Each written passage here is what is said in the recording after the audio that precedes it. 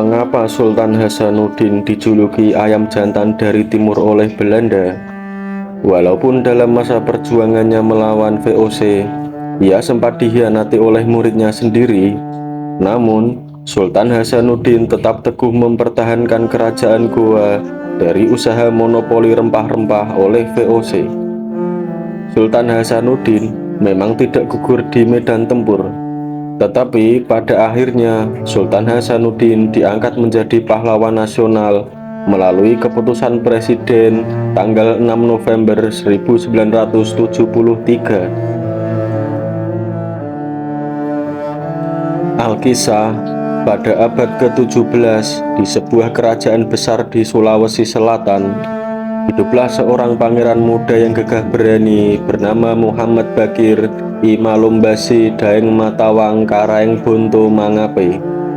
Ia adalah putra dari Sultan Malikus Said, penguasa kerajaan Goa yang termasyhur. Muhammad Bakir sejak kecil sudah menunjukkan bakat dan keberanian yang luar biasa. Ia tak hanya mahir dalam strategi perang, tetapi juga memiliki jiwa kepemimpinan yang kuat. Sultan Hasanuddin tumbuh dalam lingkungan istana yang dipenuhi oleh cerita-cerita kepahlawanan dan kebijaksanaan para leluhur.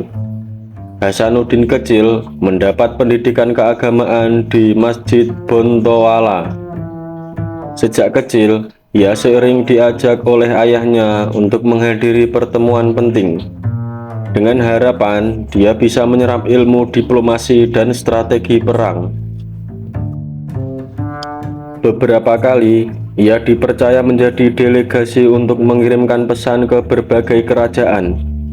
Ia juga menunjukkan bakat yang luar biasa dalam seni berperang dan kepemimpinan. Ia dikenal sebagai anak yang cerdas dan pemberani, serta memiliki semangat juang yang tinggi. Selain dari ayahnya, dia memperoleh bimbingan mengenai pemerintahan melalui Patih Mangkubumi Kesultanan Goa, yaitu Karaeng Patih Ngaloang. Sultan Hasanuddin merupakan guru dari Arung Palaka, salah satu Sultan Bone yang kelak akan berkongsi dengan Belanda untuk menjatuhkan Kesultanan Goa. Pada tahun 1653, setelah kematian ayahnya, Hasanuddin naik takhta sebagai Sultan Goa. Ia segera menyadari tantangan besar yang dihadapinya, yaitu ancaman dari bangsa kolonial Belanda yang mulai menunjukkan eksistensinya di Nusantara. Dengan tekad yang bulat untuk mempertahankan kedaulatan negerinya, Sultan Hasanuddin mempersiapkan pasukannya dan memperkuat pertahanan kerajaannya.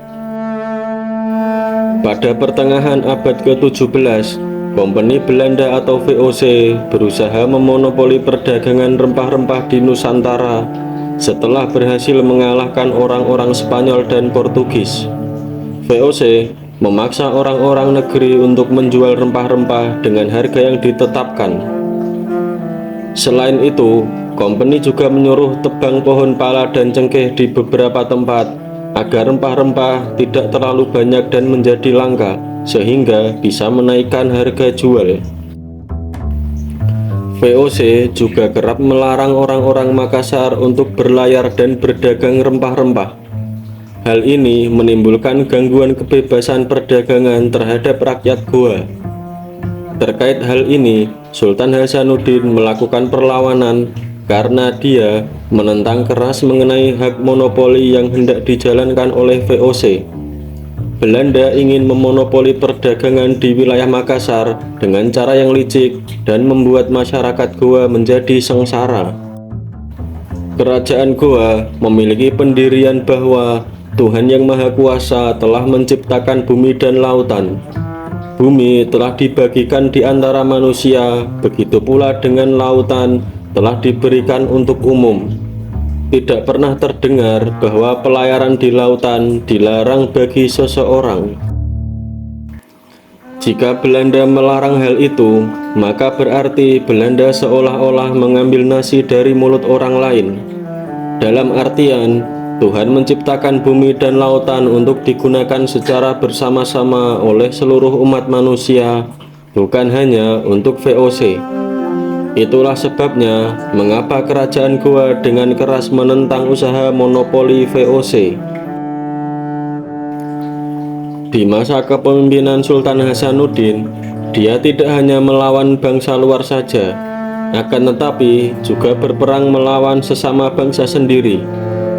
VOC pada saat itu berhasil menerapkan politik adu domba untuk memecah kerajaan Gua Talo dan kerajaan Bone, sehingga kerajaan Bone akhirnya memihak ke VOC. Arung Palaka yang merupakan keturunan kerajaan Bone melakukan perlawanan ke kerajaan Goa. Arung Palaka bersama orang-orang Bugis dari kerajaan Bone melakukan pemberontakan kepada Goa. Kemudian dia bersama para pengikutnya melarikan diri sembari meminta bantuan kepada VOC di Batavia.